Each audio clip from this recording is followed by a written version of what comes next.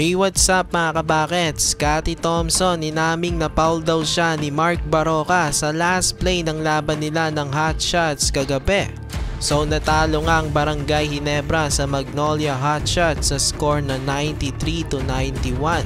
Halos buong game lamang ang Ginebra, especially sa first half na kung saan umabot pa sa 25 points ang kanilang kalamangan. Akala nga ng karamihan ay mauuwi na lang sa tambakan ng Manila Clasico match ng Hot Shots at Gene Kings. Pero nung second half, ginulat ng Magnolia ang Ginebra. Unti-unti silang nakabalik at nung nasa kanila na ang momentum, naikumpleto na nila ang kanilang comeback win. Pero controversial ang naging ending nga lang ng laban mga kabakets dahil parang na-foul si Scottie Thompson ni Mark Barroca sa kanyang potential game-winning layup. At kung titignan nga ang replay mga kabakets, parang nahawakan nga ni Mark Barroca ang kamay ni Scottie Thompson.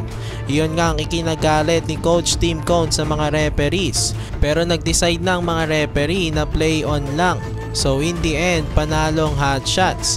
At after ng game, sinabi ni Scottie Thompson na may foul daw para sa kanya yung kanyang layup dahil nakita niya sa replay.